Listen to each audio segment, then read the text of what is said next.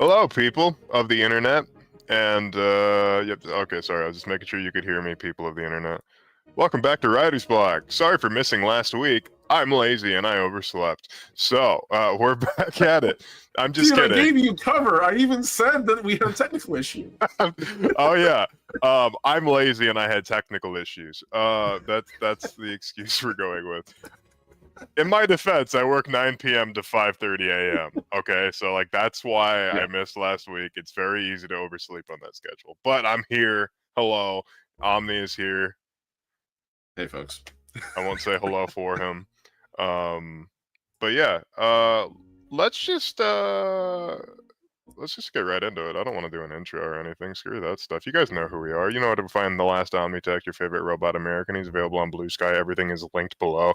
If you don't already know who we are, yeah, just check out those links. They're down below. Haha. Don't really forget need to subscribe and like, by the way. Seriously, please. Yeah, have a. God damn it. Insult that like button and its family. Wait, yeah, no. Let's get it How going. far are we into the stream? Hold on, I need to see what the timestamp is. It looks like 14 minutes. I think so, or something like that. Okay, So, is that my favorite robot American? One of the three primary colors. You're absolutely right. It is. Have hit that like button. Um, hit that bell to remind you whenever we go live, which is every single week. And we're going to be having guests on after this week's episode. And our first guest is Nathan of Reckless Attack, a frequent flyer on the show. I'm very excited to have him back because he always provides very cool and awesome insights. I remember the last time we did a show with him, he helped us build like a mercantilistic bridge nation. oh yeah, they were Yeah, you all. remember that? Mm-hmm. Yeah. I'm wondering what he's gonna do with this setting because this setting's very I don't it's very hopeful, you know? Like it's hopeful, it's bright, it's sort of aethery. But it's still dark. It has to have its dark stuff. It's not a setting that I'm involved in if it isn't dark in some capacity. But without further ado, let's go ahead and start with. Let me explain the rules for those of you that are just joining us. The rules are as follows: each of us, including whenever we have a guest on, each of us sits down with 3 words that we like. They could be any words at all. They could be poop. They could be fart. They could be, I don't know, writers or blocks. I don't care. It's a word that we have found, be it through the previous week or just in general, words that we enjoy and feel that they work well for inspiring world building. It's prompt based world building. It's essentially writing improv. So, that said, we make to the best of our ability, we try to get all of the words involved in the show, hopefully within a less than 2-hour window, usually about an hour and a half. So, Omni, if you'd like to start us off with the first word of the session. The honor is mine. All right, excellent. Thank you, sire. Yes. Thank you, my good man. My good sir, please! Good sir, please! Please impose a word upon us. I will, if that's the case, go with the word skirmish. So, skirmish. I like skirmish. Yeah. There we are. Oh, for God's sake. There we go. Skirmish. As in a small battle or a larger scale fight. Something that represents a battle that's not as heavily committed to as like the grander battles when you use the word battle or like warfare. Skirmishing is really more like the province of scouting parties or gangs, or really like it's a bout between two sides or more, a relatively small scale, and usually not over anything that they aren't willing to just sort of like let go. It's really more of a I lay claim to this. I lay claim to this. We want to fight enough. I think the exact definition is let's see. I think it's like literally a small fight. It's like what the definition is. Yeah, an episode of irregular or unpremeditated fighting, especially between small or outlying parts of armies or fleets. Yeah. So, yeah. See, it seems like it's pretty straightforward. What about you? What's your first word? Well, the second word is a type of yours. It's scrimch. No, okay. So, my my Damn it, that's man. um, I my word is Deign. Deign. It's a verb Hmm. that means doing something that one considers to be beneath one's dignity, or in the archaic sense, condescend to give something. So, like, I think I originally picked Dane in the sense of somebody that feels like they're too good to carry out a certain task. So what I was sort of thinking in the sense of world building is that who are the people of this world? Let's explore that a little bit further. Let's explore the people of the setting that will delegate and like relentlessly delegate to the point where they no longer do anything and they are simply a face, an arbiter. So and because I wanted to introduce the idea of like not so much royalty or like but more so fealty, um Hmm. because we have this idea of like these high artificers that sort of um just completely change the form of the soul in exchange for loss of memory and et cetera, et cetera. So I'm also thinking like who on like what ends of the spectrum, like what does it look like for somebody to like what do they deign unworthy of their time, like, Okay. and why, and who is this that's doing that? So that's my thought process, at least my half awake thought process. No, I like that. That's a very interesting one, and also an interesting word. I don't think I would have guessed you choose that word ever. I probably could have had forever to think about it. I don't think I would have ever thought you choose that word. Thank you. It's not a bad word. It's such a curveball though, from what I expected. Mhm. Yeah, you thought I All was gonna right, say pee or fart, didn't you? you're right. That's Poo crazy poo because pee my pee. next word is pee. Yeah. um.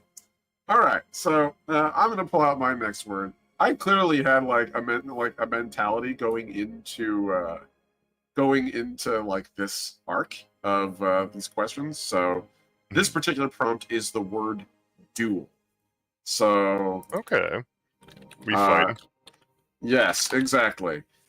Duel is in a battle between two people, usually under agreed upon circumstances. I'm not sure that's the exact definition, but I can't imagine it would be anything too far away from that. But yeah, that's basically the gist. A contest of deadly with a contest with deadly weapons arranged between two people in order to settle a point of honor, or a fight. Apparently, is the other much less fun definition. Yeah, Ooh. I think skirmish and duel kind of sit together. I like the idea of we talk about a little bit about like how conflict generally happens, but then the idea of like what happens if it just boils down to two people, not even like forces, just two people. How does that go? Yeah, because that Um, invites an entire discussion about a ritual of like why do people duel? Like, do they do it to carry out arguments? Do they do it to for the sake of entertainment? Like, why do they do it? Do they do it to remind themselves of what they were capable of when they were alive? Perhaps. right. Yeah, exactly. Like there's a lot of ways we can run with this, and I was like, let's start dabbling in the actual conflict. What about you? What's your next word, homie? My next word is strident or stridency. Let me type it out. Stridency. Okay, An so excellent gum. what's up? An excellent gum. Go ahead. Do your thing. Thank you. So stridency, the Merriam-Webster definition is the quality or state of being strident. Strident is characterized by harsh, insistent, or discordant sound, also commanding attention by loud or obtrusive quality. The way I view strident or stridency is like a singular cacophony. It's a very loud and obtrusive sound. It's sort of overbearing. It's like a tenor who thinks they're better than the rest of the choir, so they sing as loud as fucking possible. I'm totally Mm. not projecting. But uh, yeah, no, like I just like the idea of like what's something that's considering we have stridency and strident is like those words are usually used to describe a human being or a living, and in this particular case, a sapient being. But I was also thinking about it from the perspective of like what in nature can have a really loud and obtrusive sound. And if you've ever been on the Mississippi during what the hell am I thinking of? My brain has just gone completely blank. Nope. Are you thinking like during the when all the cicadas come out? Cicadas, Jesus. Yeah, Yeah. I don't know why I couldn't think of cicadas. Every 7 years. So that noise to me is a cacophony, but like the sound of like a single fucking cricket that like somehow managed to get its way into your like windowsill and is just like chirping as loud as it can, that's strident to me. And I'm wondering, are there like creatures of this world, of this place? I don't even know what to call it, a plane, a world, a place. I think they're all fine right now until we further realm. Yeah, realm's a good one. I'm thinking, are there creatures? Are there natural things that sort of have a strident quality to them? Because, you know, gotta embrace all of the senses when you're doing world building so people can feel better immersed. Sight, smell, taste, touch, Yeah. hearing. Oh yeah. No, I get you. I get you. I like that actually. It's weird because like of all the animals you'd think of, like cicadas are an animal that appears not very regularly, but my word, does it leave an impact. Absolutely. And like as a result, like anything that would have a quality like that, it makes me immediately think like a disruptive life form, right? Like when locusts or like moths have huge hatchings as well, and you get like these plagues that appear and they just disappear and they reappear in a few years. It's like that same sort of thing where it's this loud discord thing that emerges and then it's gone. That's very cool. Man, you're throwing like so many well thought out words, and I'm over here with my words: skirmish, knife, and oh, speaking of knife, that's my third word. Knife. Knife, knife. Yeah. I might save one of these words from another episode then. Let's see. But yeah, I feel like I don't need to describe this, but if we need it, an instrument composed of a blade fixed into a handle, used for cutting or as a weapon. So for me, the word knife has a very interesting sort of connotation to it, because a knife as an implement is a device designed to sever or a device designed to kill. And this is a thing that maybe this is just me being Destiny coded, but in that game, there's this really long-standing tradition of this logic called sword logic, and the implication of becoming more lethal by killing things. Basically, the more powerful you are, the more power should go to you, is basically the way to describe it. Right. And they would describe people who serve them as knives. And I love the idea of that, of like a weapon that isn't just a weapon in the physical, but what is conceptually the idea of a weapon? How does that exist in this setting, in this realm that we're making? What do weapons look like? And the easiest one to start with is the knife. So that would be where I was coming from. I mean, yeah, and one of the interesting things, especially when you're building like a fantasy setting, which is a fantasy setting at its core, is looking back to Middle Age roots, medieval. I'm talking like 11th, 12th, 13th century, where like the Anglo-Sax and the Celts, they would literally carry utility knives. Then like they would go to public gatherings and banquets wearing these utility knives, and nobody ever expected them to pull it and try to use it as a weapon because it was the knife that they use for everything. It's kind of like how a lot of people these days carry around a pocket knife for utility purposes. Nobody intends to use it as a weapon. Yes, that's exactly what I mean. Yeah. It's a tradition that's carried on literal like for 1,000 years or more. Like it's just part of humanity to have a tool that can aid us. I mean, shit, we wouldn't be humans if we didn't, use tools. Like that's the only reason we're honestly, the idea food chain. the idea of including a knife and cutlery is distinctly modern because back in those eras, why would you? I have a knife on my person. Everyone does. We use them every day as a tool. And you're right. No one would think about using one of those tools as a weapon because, again, they're not made for it. Like a multi-tool, I can tell you from experience from some of the scouts in my troop being dumb enough to try, those blades are not strong enough to be weapons. They're barely strong enough to whittle wood. They snap if they're used wrong. They bend, they warp, they lose their edge. And so, yeah, no, it's an interesting, it is a tool and a weapon. It is whatever it needs to be in a lot of ways. And it's such a fun, primal, core item. I could have just said wedge or hammer or lever, and it has that level of, focus. What about you? What's your final word? Because I'm seeing one last line of questions there. Well, I'm trying to determine. I guess I should just use this word and stop overthinking it. My last word. I have been reading the Dark Tower series. I've just finished book 4. And now I found out that my library doesn't carry the rest of the series, so I got to figure that out. But if you've ever read The Dark Tower, anybody in the audience, anybody watching, one of the words that Roland, the gunslinger, likes to use as a term to describe to parlay is palaver.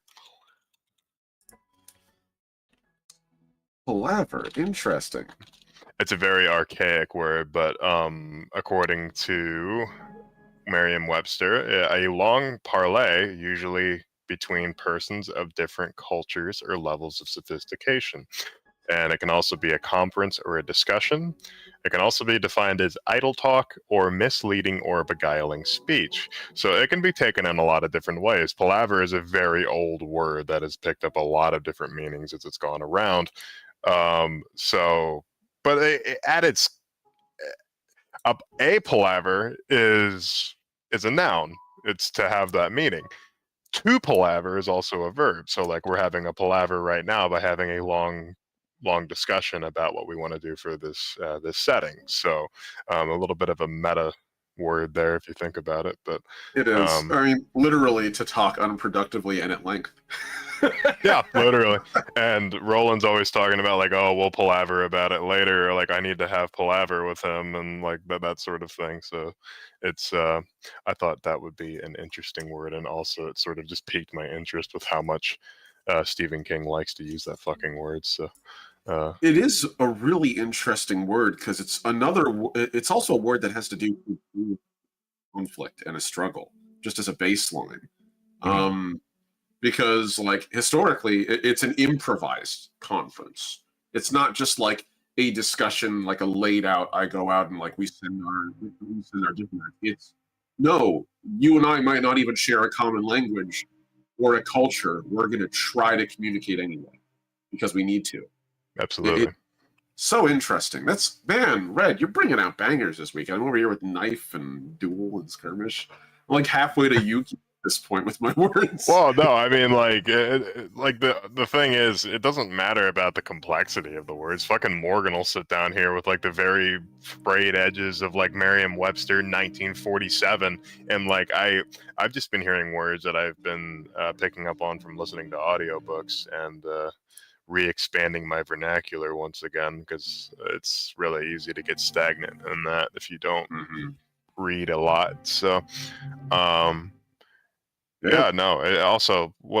doesn't matter the length of the words or the simplicity of the words. The key objective is to find words that are good for inspiring world building, and all 3 of your words are exactly that. So appreciate it. Same with us. Honestly, I'm really digging this combo. So if that's the case, what we got here, this 6-word spread, where do you want to start?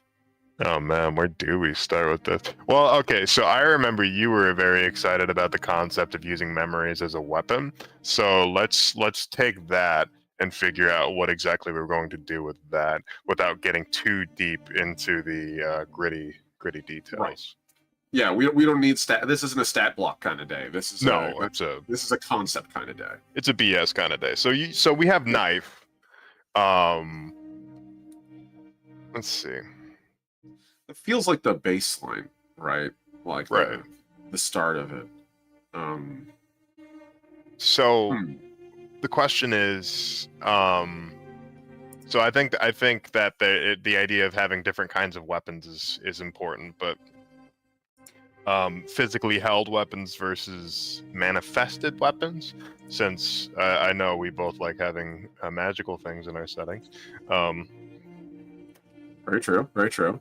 I don't know if I ever gave that away in any sense by playing wizards, but uh, No, Red, you like magic weapons? Magic? Really? Never. yeah, Never would have crossed my mind. Not no, I'm once. just a fighter wearing full plate armor and a handgun. Don't knock it till you tried it. That's what I'm saying. No, I've done it for years. One of my favorite characters to play is literally just the anti-magic character that has nothing to do with magic, and they just like beat down other people with magic. But returning to this Right. discussion, I'm thinking of like, what does a physical manifestation of a nightmare look like? So like, yeah, they have memories and stuff like that, but what do painful memories look like? How can you manifest those into weapons? Can you does your blade or does your arm literally turn into a blade? Is it more of like a psionic projection upon somebody, inflicting damage upon them and causing them to do you forcibly replace good memories with bad memories? Like, is that it's sort of, there's a lot of different ways to take this, I think. It feels like the natural thing because this whole world we're talking about Mm. hereafter is steeped in metaphor and like the concepts being so vast and broad. I feel like this is one of those things where even combat is metaphorical, but it's conveyed literally. So I love the idea of like stripping out good memories, turning them into something bad, or possibly even severing memories entirely from a person. Mhm. Um, and for me, when you say like, what does a weaponized memory feel like? Like a nightmare. I feel like there's different, much like you have different types of weapons, you have different types of weaponized memories. So like for me, a nightmare might be about like corrupting someone, altering what's within them, changing and possibly even like twisting them to your ends. But like there might be other ones where the memory is so painful or so sharp that it literally severs someone from memories. It excludes them or excises them from something. Or maybe it might not even necessarily need to be a painful memory in terms of it being scary or horrific. It could literally just be difficult. It could be the memory of having to have changed a trajectory in someone's life, like a major life event.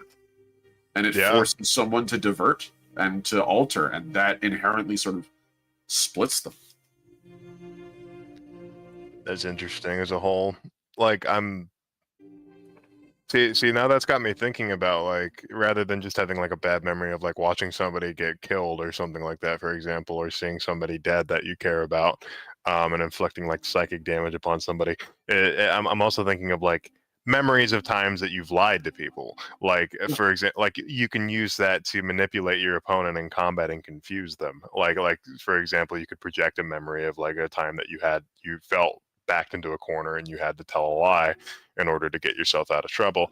In that particular case, does that daze the opponent? Does that stun them? Does that put them in a moment of like, oh, where the hell am I? What's going on? Type thing? Because like I think that could be an interesting take on that. Yeah. And one thing I wanted to say is I don't think these effects should be anything reminiscent of permanent unless they're like Mm-hmm. they come from very powerful architects that actually know how to like fully utilize a memory to its maximum potential to the point where it could like permanently ruin the victim, as it were. But Yeah. No, I agree. I feel like this is very much when we're talking about using memories as weapons. mhm, And I feel this is a little bit where that skirmishing part comes in, right? Like there's different levels of battle and warfare and combat. Like there's this whole bit in I think it was the Chronicles of Darkness books, the Chronicles of Darkness tabletop role playing game which is basically the World of Darkness off-brand one that White Wolf did before they started the modern. I think we're now in like, what is it, 3rd edition or something, or 4th edition? I can't remember. I think we're in World 5th of Darkness. For a lot of... 5th, yeah.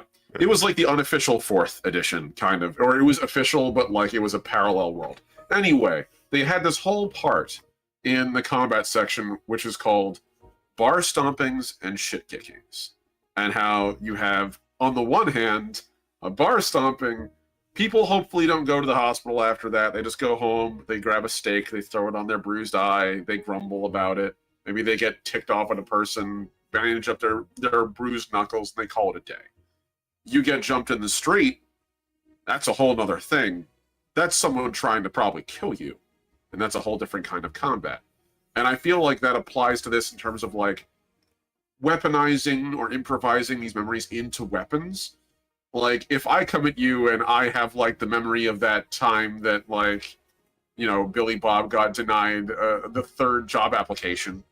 Well, it's a memory of like, it is a painful memory, but it's really more of like an annoyance or a frustration, maybe even like despair, but like, it's not gonna kill you very likely. I come at you with a person who, you know, has memories of the passing of a loved one or a natural disaster. That's way more traumatizing. That's the difference between I showed up to a bar and I have a pair of brass knuckles, and I showed up to a bar and I have a loaded .45 Magnum.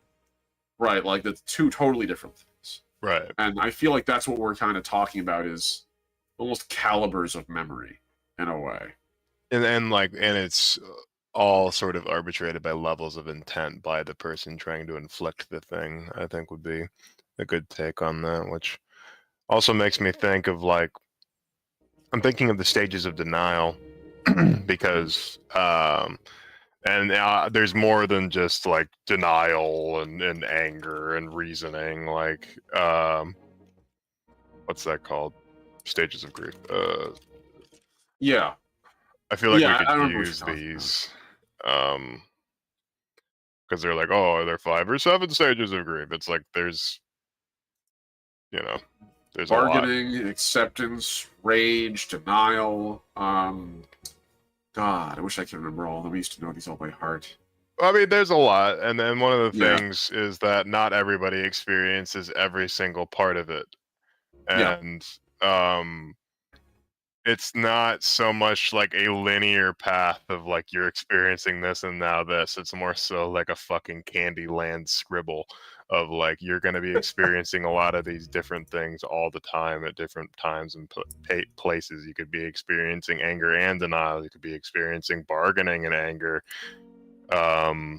Depression and acceptance can go hand in hand. It's just like, yeah, giving into the fate of things. It's this whole thing. But what if we utilize that sort of thing as how magic, quote unquote, sort of works, like combining those 2 things, and they create a certain effect, a la Magica, if you will, but we sort of add our own taste to it. I like that. Denial is saying, no, your memory won't affect me. Anger is a very callous. The denial is blue. It's counter. It's counter spell. You saw exactly where I was like, yep. My mind literally went to, oh, it's negate. Gotcha. Yeah, it's negate. It's to push away something. It's to you know, just wholly and summarily just dismiss it.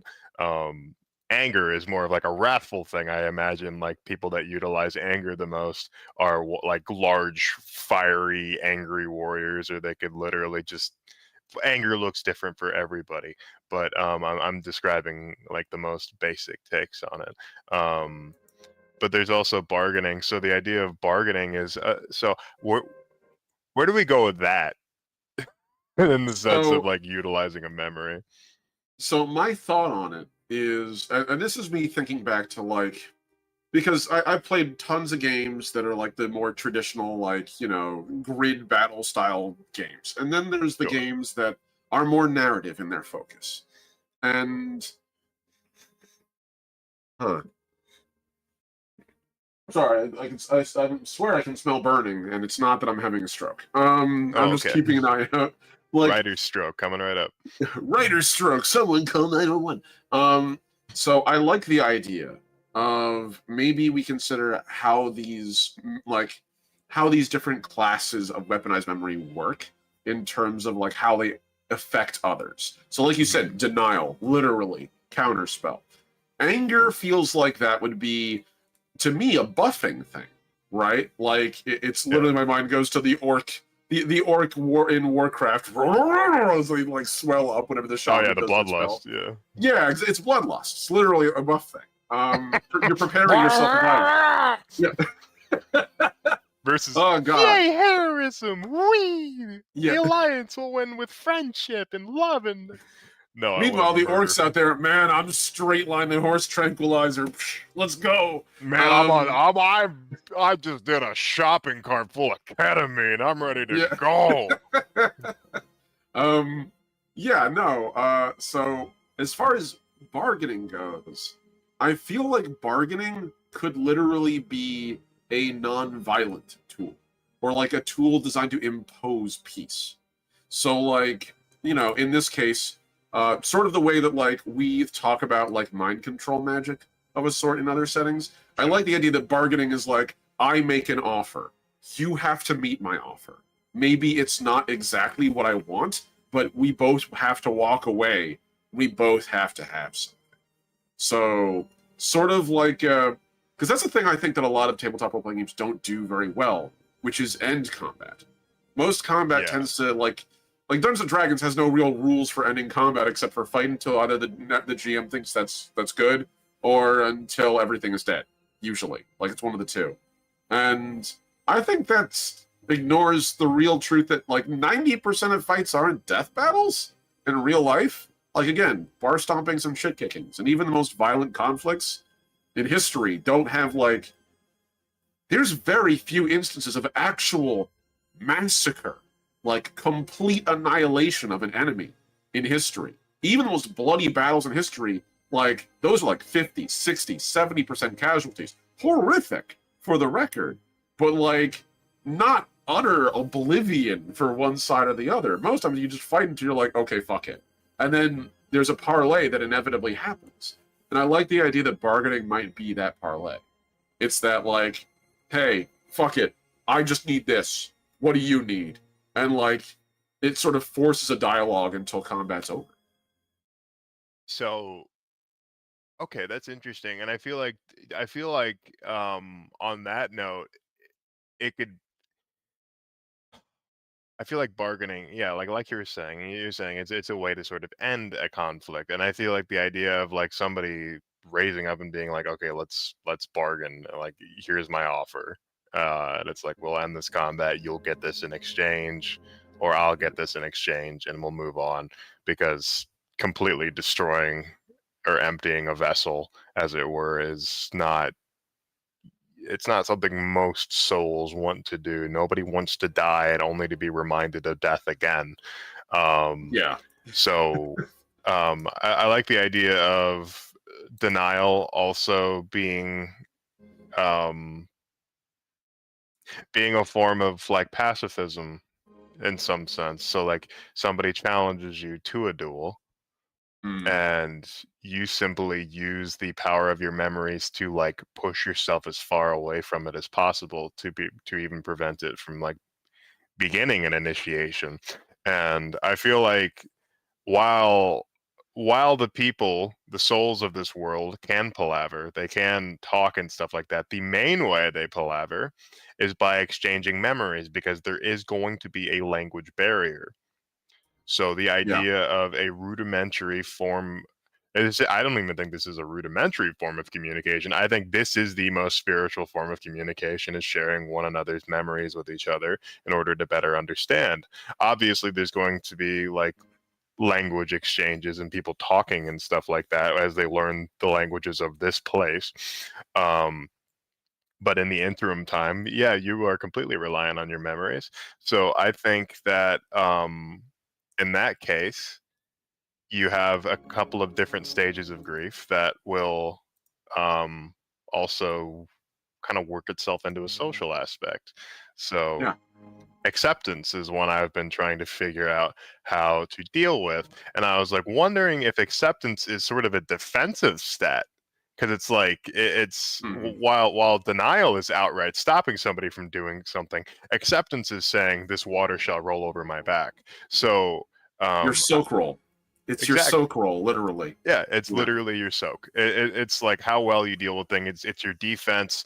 It's also how agreeable you are to certain uncomfortable factors coming up. It's almost like a wisdom save if you think about it. It's equivalent to like, can you deal with this factor? Can you deal with this thing that's happening before you? Acceptance can also be charisma too, like just how willing you are to go along with things and how amiable you are as a person and amicable. I kind of like the idea of bargaining factoring in that too. Like I like the idea that these memories, like these aspects, have functions in combat and out of combat.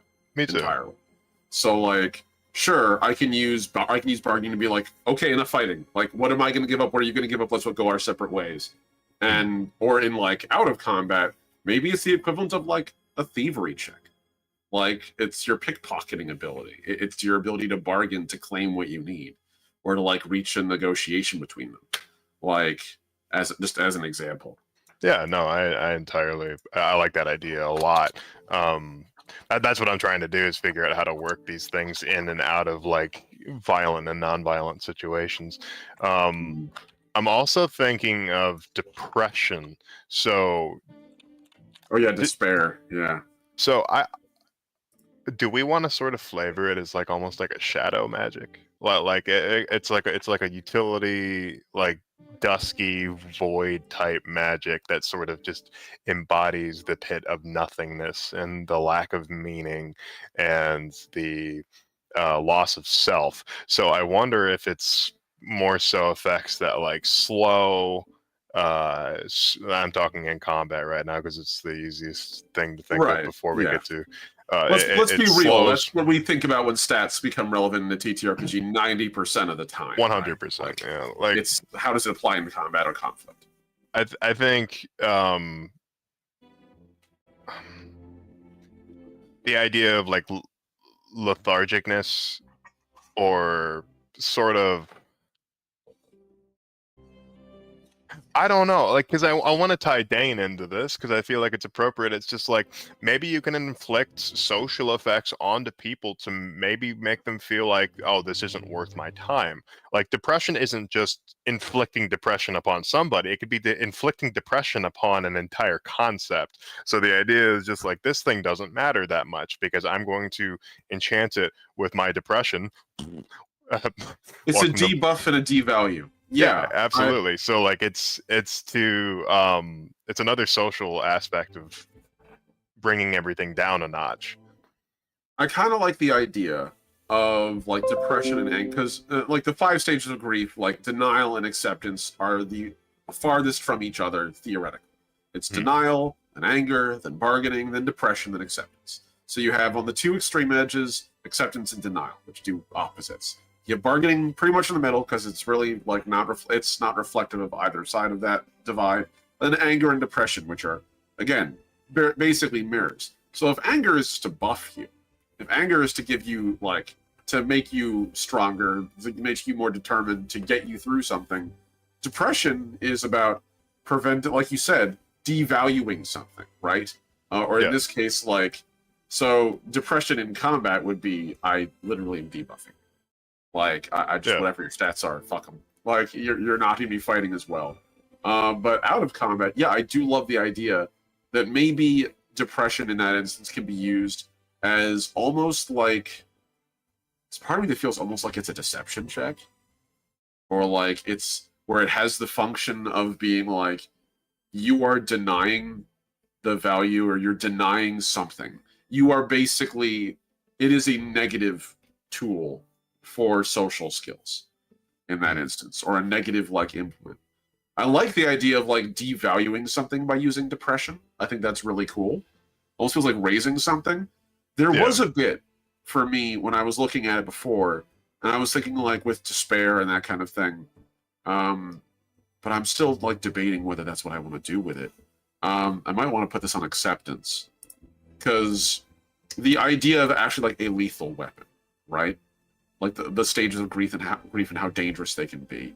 And Yeah, I feel like at first I was like it could be depression, but no, I feel like acceptance is the most dangerous one when weaponized, like hands down, when used as a weapon on someone else, because it's the one thing that really can't be countermanded by anything else. So like to me, my mind goes to like the equivalent of true steel, where it's just like, what's sharper and harder than acceptance? Like what cuts through something that's self-actualized? Theoretically, nothing. that's a So fair point. I mean, I think that like I think that each of these, like, we don't have to purely use the stages of grief. I just thought that it was an right, appropriate thing considering it's a setting that's technically an afterlife. So, um, I it don't feels think, like a good motif. It's a good yeah. motif.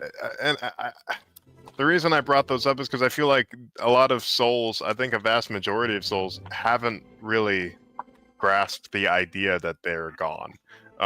And I don't think they ever Yeah, really will because they aren't a sapient being on their world anymore. They're a sapient being in an entirely new place because they have gone for one reason or another. yeah. Um, but like the idea that I don't know if acceptance is more so a weapon. I feel like acceptance is the idea of like it's affirmation, it's hope, it's helping others, it's Right. loss adjustment. So is acceptance a healing thing? I feel like it could be used either way, right? Like, it definitely feels like if it's used as a weapon, it has conditions. Like, for sure. Like you Mhm. mentioned, it's primarily about not being affected by other things. Or, like, not necessarily not being affected, but being able to rise above it to cut through it. Mhm. Um, so it feels like if it's used as if it's used as like maybe it could be used as a healing tool. But it feels like it's the primary mechanism of healing because like out of the five of these, this feels like the one that's the longest term form of healing. Like I mean, that's the whole point, right? You work the stages of grief to get to acceptance. Right. Um, and if it's as a weapon, it feels like it's a weapon that can only be used maybe in like a counter way, like as a parrying tool or something. What was the phrase that they use in gaming? Perfect parry, kind of. Okay. Where like it's it's a defensive tool so powerful it doesn't just disarm, it damages. Like it's that hard, it's that powerful, it's that undeniable. But I like the idea of it also being a healing tool as well. I feel like bargaining could also be used like but in that respect. So you have like denial, bargaining, and acceptance. If I were to use the parlance of like an existing setting or like existing rules, which I feel like I should in this case because it's easy to follow, um, denial, temporary hit points, right? Like it's not a permanent solution. It's a temporary. I'm gonna get through this. Bargaining, bargaining might be like limited health regeneration, limited like ability to restore more meaningful injury, but it's not Mhm. like a complete one. Acceptance is the whole package. That's like your Phoenix down equivalent. That's like you might be able to get someone to stand back up. I feel like bargaining could also sort of be an exchange of one resource for another resource, like exchanging Ooh, health for like extra defense or defense for extra health, like or just swapping resources around. I love that. I love the idea of a player being able to be like, "Hey, I'm going to trade some of my health for yours. Like, I'm going to trade some of my resources for yours." Um, Yeah. maybe like maybe we talked about the idea of vessels having access. Like incandescence is the state of being a complete person. This is what we sort of talked about in the past, and how each faction achieves that is their business. But Right. like they're trading in these memories back and forth to acquire the state of incandescence. So maybe you can like whittle into your own incandescence to help restore someone else's. Oh, And that's what interesting. bargaining lets you do. You're literally going it's literally the equivalent of I'm going to drain my well-being for yours, for your sake. Or theoretically, if you wanted to use it on the other end, it's almost vampiric. Like you could literally pull someone else's well-being for yours in that way. I But it like that. has to be but it has to be mutually agreed upon. Because Or again, if we want to bargaining. make it vampiric, why don't we start mixing the flavors, right? So we have bargaining and anger. Ooh, I love that. I love So it's that. like a So wrathful lashing out of like, if I do this, I will get something out of it. That's the bargain. I love that. I actually really, I dig that a lot, actually. That's very good. You got to mix the That's a good flavors, thought. you know? Yeah, no, absolutely. What's the point of peanut butter and jelly and bread if you're not going to put them together? That's what I'm saying. Toast. That's the real purpose. But continue. So what was, let me, I was looking at something and I had a thought, but where my brain go, I don't know. Okay, so depression is guilt, loneliness, isolation, those sorts of things. I feel like depression, oh, okay. I feel like out of everything, it should be the debuff that, quote unquote, in combat. Hello. Hi, Cookie. Cookie, do you want to say hello to everybody? You want to say hello, buddy? Cookie, he's purring. He wants to say hello. Say hello, buddy. Baby. Yeah. So cute. Yeah, little man. Hit subscribe for Cookie, everybody. Please. Yeah, subscribe for more Cookie. I'm petting his tail. I don't know if you can tell. Oh, yeah, I can see it. He's having a good time. So, You're having a good time, mister.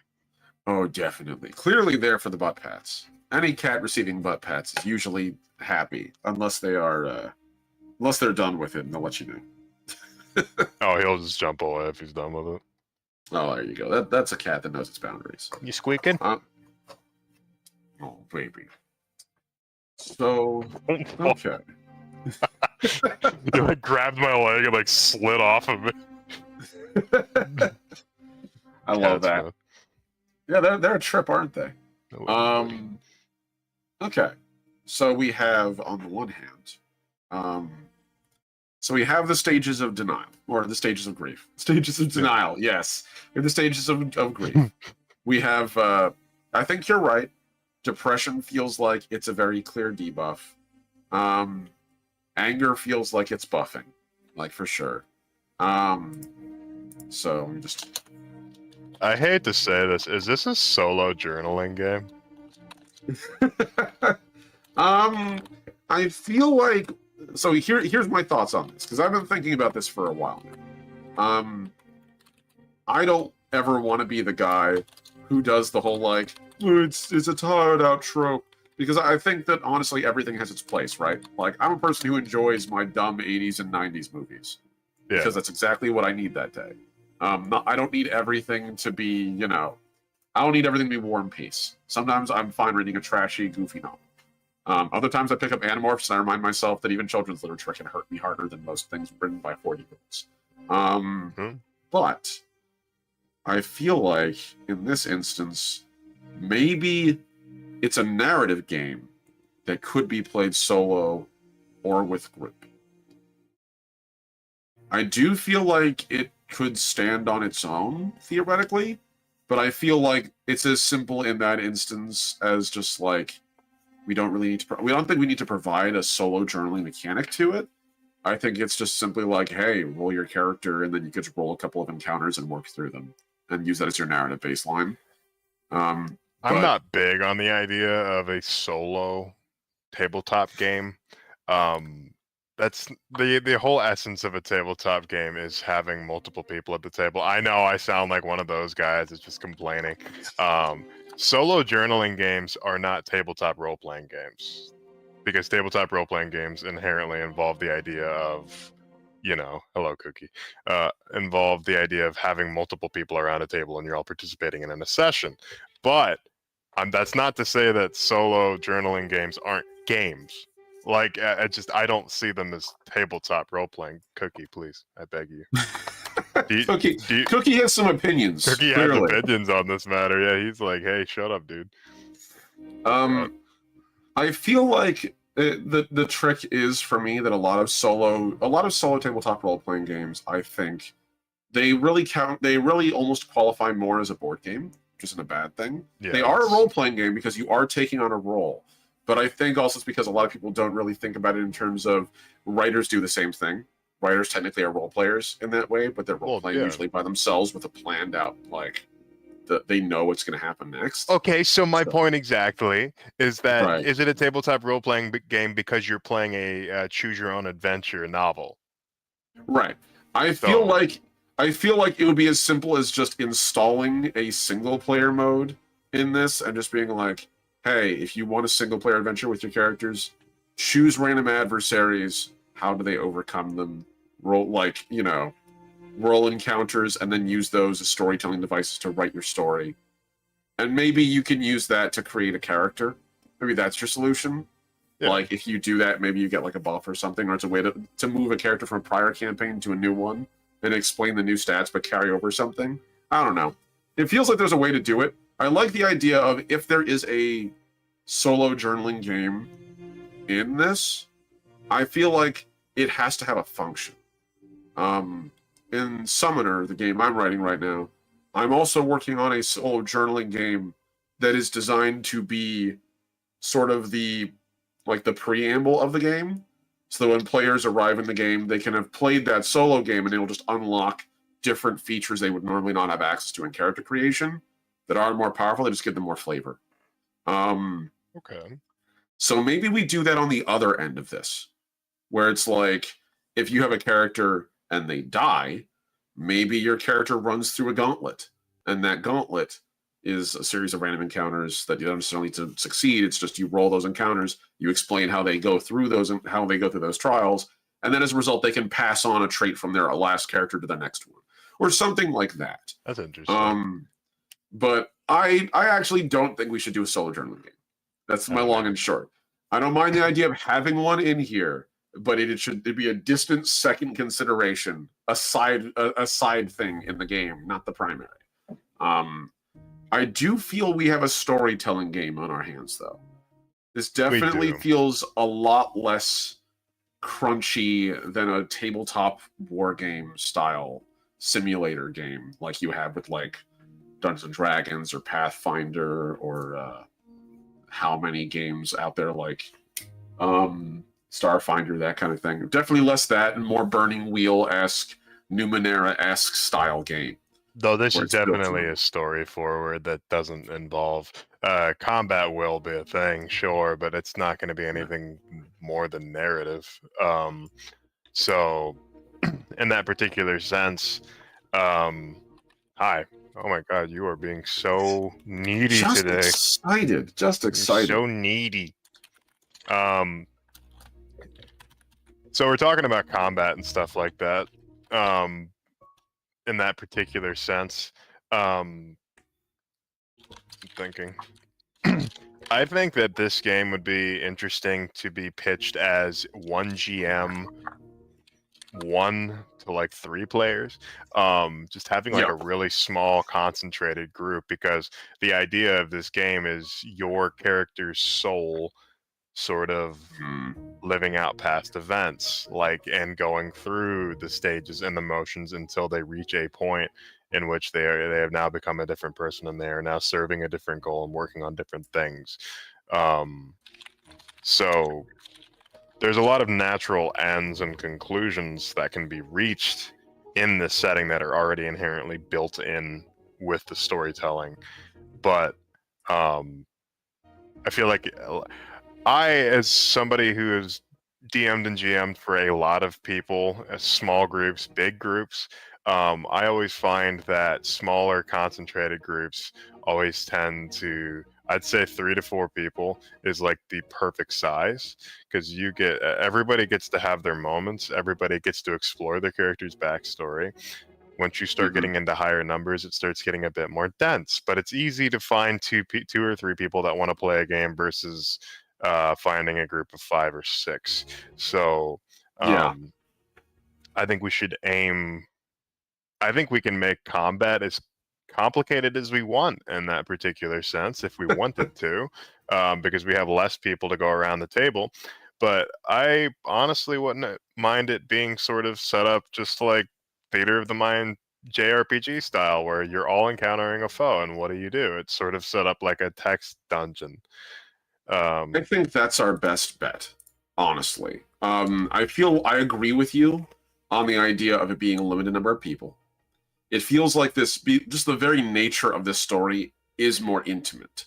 It is. Right? Like, it is a very close to the heart kind of experience. It's meant to have a lot of focus, so that'll let the GM really pour a lot of love and attention in each of their players, focus on that, not have to divide their attention 6 ways at a table. Combat can be, again, we're using memories here. So, like, this feels very much like the kind of game where if you are in a battle or you're in a fight, you're gonna be narrating everything you do. Probably great detail. So, like, and probably for a very, like, simple effect. Like, mechanically speaking, combat might be complicated, or it could be complicated, but I feel like, honestly, the complicated part is going to be the narrative ramifications of it. I almost feel like, again, my mind goes to Numenera as, like, the best example of a system that I think would work in a direction we would like, where combat is less about I pull out a stat block and more of I use a character keyword to achieve what I'm aiming at. And these are the options that keyword can accomplish, so how do I do it? Or like Mouse Guard, where it's like I choose a method of attack, but really it's a simple die roll opposed by someone else based on circumstance opposed to the game, and the rest of it's all narrative. As opposed to like D&D, where it's like 8 steps of algebra to figure out whether I've actually hurt someone meaningfully. Yeah. I was thinking that what was I thinking? Sorry, my cat's being very excited. I was sort of picturing how combat sort of looks and works. And I was also sort of imagining like what character creation would look like. Well, you know, since memories are such a big part of combat, they're such potent weapons. Do players create memories for their character as you know, as they make their character, and they like come up with memories for each different thing, or they have like one basic memory, and as they sort of progress, or I don't want to use the term level up because it makes it feel a bit too like, you know, gamey, but it is a game that we're making at the end of the day. It's a setting first. Yeah, as they gather experience, become more powerful or more traveled. All right, so they're able to recall more memories of their past life, thus making them have more powerful effects. So my idea with that is, by making this character and coming up with memories for this character, you are slowly throughout the process of this game making a character, somebody that has lived an entire life. So I think that is an interesting aspect of this game that I'm sure this isn't a completely original idea. There's no such thing, but I haven't seen another game necessarily do that. The idea of like you are retroactively building your character based on things that happen to them, and you can have really interesting moments in game where it's just like, I just had a memory of where I was a usurper to a king, and I assassinated him, and I remember wearing this crown. And when I used to carry this crown, it felt so light, but now that it is on my head, it feels almost as though my spine is compressing. And that is a feeling of like you can sort of put that memory in whatever slot you really want to. But my whole thing is that like I like the idea of reverse character building, and having a completely different character at the start of the game than you have at the end of the game. It like practically enforces dynamicism, which is so important to keeping and making interesting characters, that I feel like leveling up should just be recalling. Like you can further recall your past life's events, and the events that you start with can be basic things like, oh, I remember this when I was a kid. And then as you get, you know, as you progress, it's just like, what happened later on in life? Did I even live past the age of a child? Like, did I grow old? Did I die in battle? Like those sorts of things. And as you're going along, you make those decisions for your character. When did they die? How did they die? What were they doing up until the point that they died? I love that. Um, Red, have you ever heard of Mummy the Curse by any Mummy chance? and the Curse. No, I have not. Mummy the Curse is again a Oh, it's a World of it's Darkness. Chronicles of Darkness. Chronicles of Darkness. It has a similar premise in the idea that when you start the game, technically you are your most powerful. That is, when you start the game, you are Imhotep at the end of the Mummy. You're full on horrifying corpse, create sandstorms, all the horrible plagues, that fun stuff. But as the game goes on, and you spend years, decades, centuries recovering your memories, you become more and more human. And you remember your past, and you lose your physical prowess. So less monstrous, more person-like.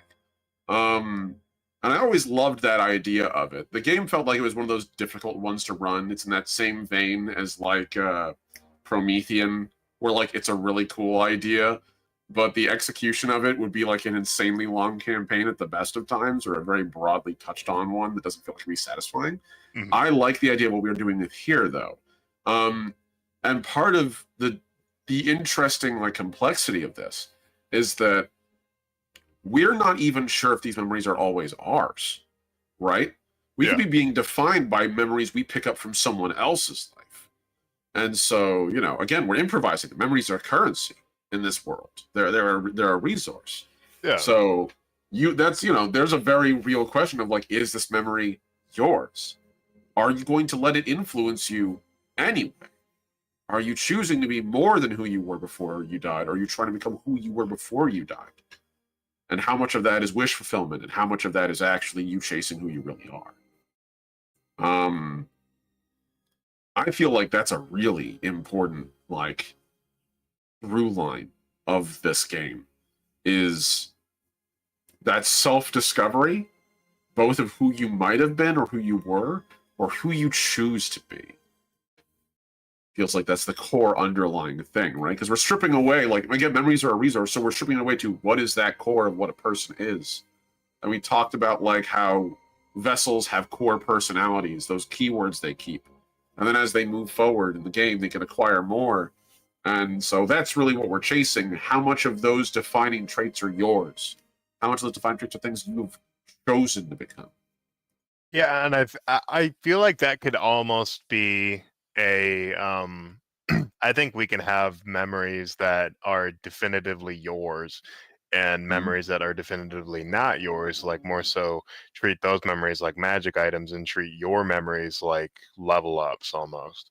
Um and I don't see why a person couldn't like see one of the memories of their past life and be like, "Oh my god, I this was absolutely horrific.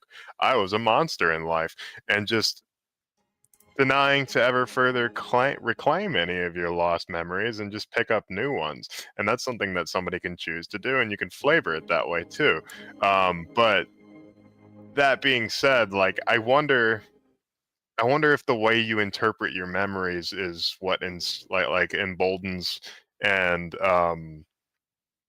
just strengthens certain things. It's just like I choose to deny this memory. It's like, okay, well then your denial goes up. Like I'm still in denial of what happened during this event, so your denial increases. Or I'm still enraged at the thought that I was passed over by the knight for squirehood, and I still use that rage. And it's a very infantile rage, but it's still rage. So anger. Um, I remember the moment I was beset with homesickness when I set out with the levies of my home kingdom to go invade a foreign nation that I've never even heard of. That's depression. Um, Hmm.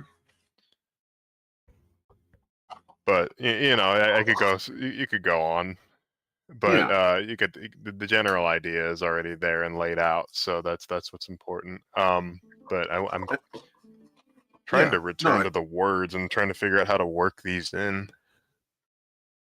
So I feel like stridency is a thing we could work into the level of like I don't want to say the level, but like the power of a memory, perhaps. Hmm. Because we talked about like not all of these are gonna be the same, right?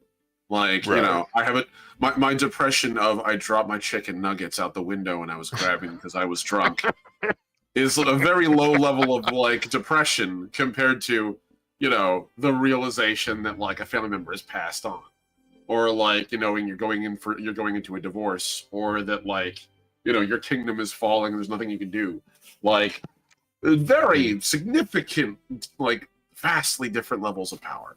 So maybe stridency is like the term we use to describe.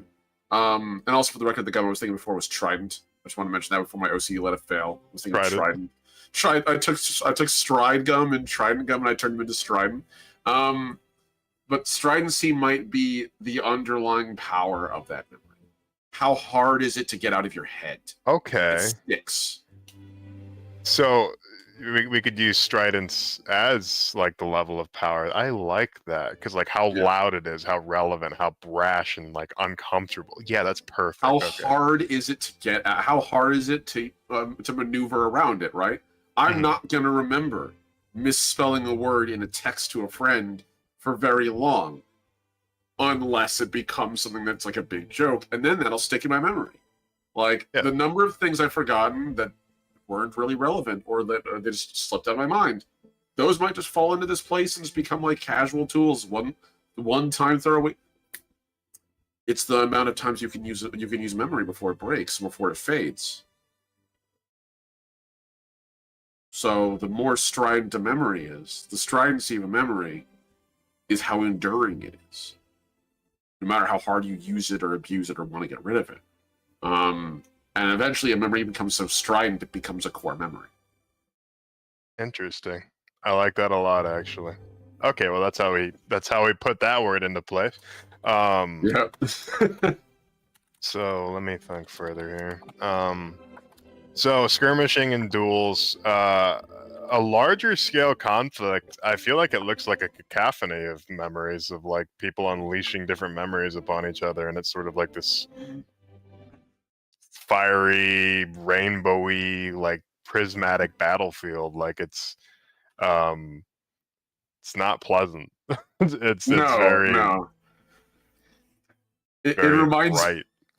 It reminds me of The Bad Place. There's like one really great throwaway line where one of the characters falls out of time and space, and then he reemerges. He's like, and I saw all of the universes and all the timelines folding in on each other over and over again, like a never-ending, endlessly sharp blade. And then one of the other characters is like, oh yeah, the time knife. We've all seen the time knife.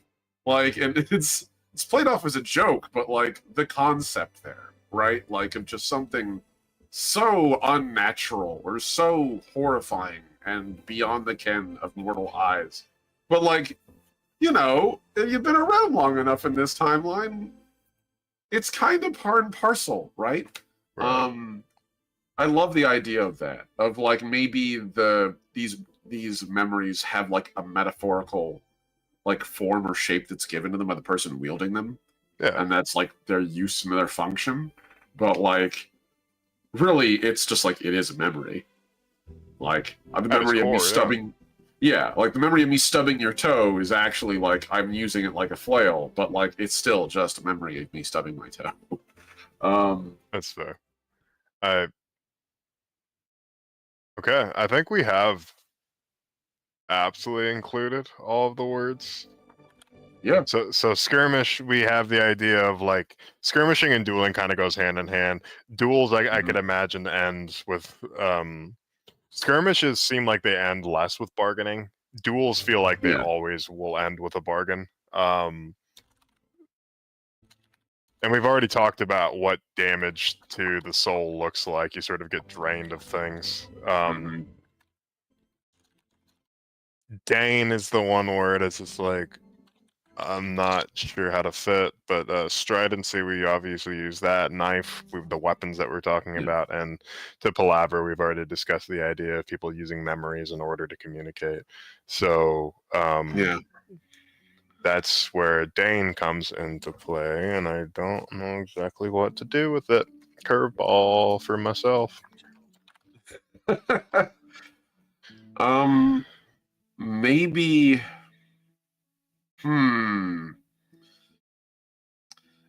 This is interesting. So like there is another form of Dane, which is like it's an archaic turn, but it's a way of using it, which is to condescendingly give something, right? Like basically, it's not just I gave you something; it's I deign to give you this. It's I give this to you because sure, why the hell not, right? You have to practically say it with a sneer. Um, So what but if I was going to what? say, what if duels ended in the deigning of people giving up a memory in exchange Yeah, to like settle the conflict? Like the loser of the conflict has to give up a memory in exchange. And a memory doesn't have to be like an ability that you can use or anything like that. It could literally just be a portion of something. It could be a resource. I'm not exactly sure how I want to flavor memories. I don't feel like all memories are actively going to be tools to be used. I feel like some of them should be currency to some extent. I So, feel like maybe it's that when you get a memory, you can choose to hone it into a tool. okay. Like so, Yeah. it can be you can take memories and codify them into a tool, but in their base form. So it's kind of starts as a currency, but you can then trade that currency for a memory to be weaponized or to be like turned into an implement that you can use a tool. Because again, not just a weapon, but a tool, right? Right. So like, um, maybe I love the idea of that. By the way, I'm glad you went with the idea of deigning. I like at Thank the you. end of a duel.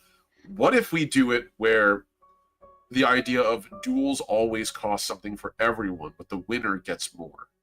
So like one person loses, like the loser loses more, but even the winner has to give up something.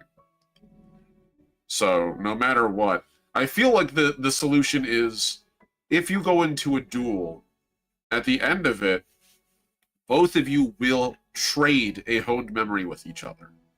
So you both have to give up something.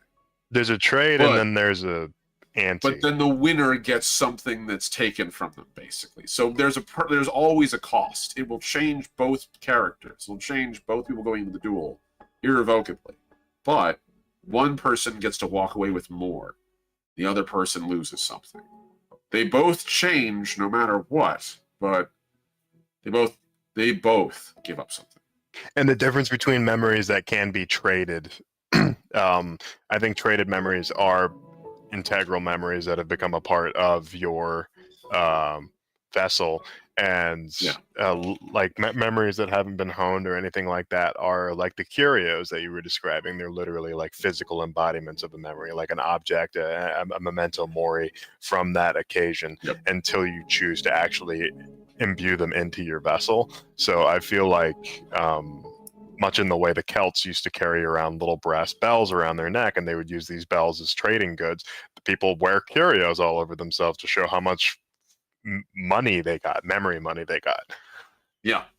So, And I like that. yeah, Maybe it's so both sides trade a hone memory, and then the winner of the duel basically gets to set terms and take one more thing. mm, So like I feel like the easy one would be like take a second hone memory, but they could also just be like, or I'm going to take a fuckload of like unhoned memory, basically like yeah. whatever the equivalent of a hone memory would be in that back and forth.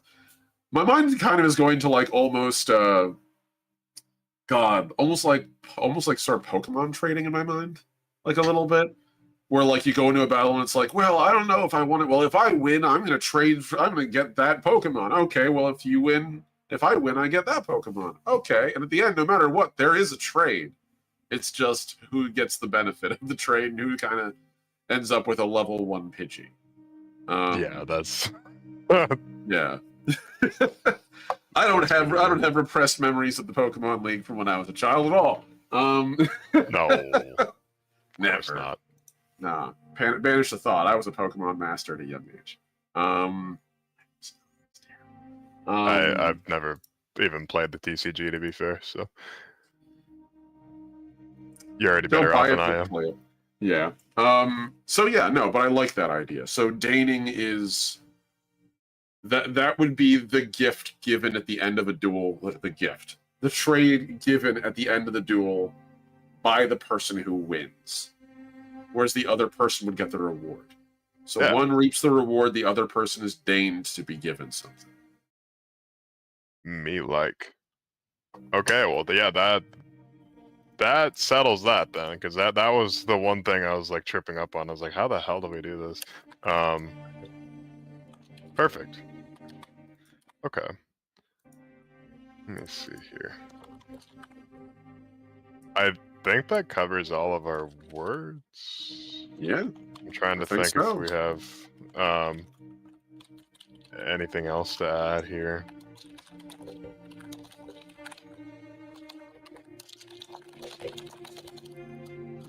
I can't really think of anything off the top of my head, honestly.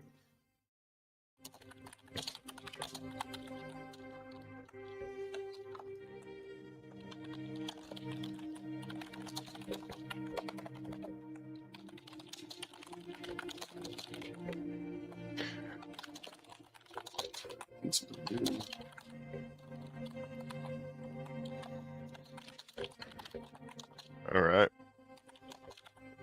Well, in that particular case, we're at the hour and a half mark. Yeah, just about. Yeah, feels like a good place to put a dot on, honestly. I think so too. Well, all right. So in that particular case, thank you all for watching. We will be live this same time next week with Nathan Lurs of Reckless Attack. I'm looking forward to that very much. Nathan's been a repeat guest on the Writer's Block franchise. I don't want to call it a franchise. That's horrible. I felt sick when you said that word. Fucking capitalism seeping into my brain like a cancer. Seriously. But yeah, Nathan's absolutely awesome. Please check out Reckless Attack. It's a podcast. You can find it anywhere you stream. But since he's not here, focus on our links. Our links are below, our Blue Sky, our YouTube. So please consider checking us out. This has been Red, Redemption VA. And I'm the last Omnitect. Keep reading and keep writing. Hell yeah. If anybody has any books they've been reading or anything like that, please head us up on Blue Sky and stuff like that, or any bit of like lore or anything interesting that you've read or enjoyed media-wise lately. Please feel free to hit us up. That's something that we really like talking about. So, especially on the Writer's Block Blue Sky, we will actively be checking that. So, all right. Until next time. Peace, folks.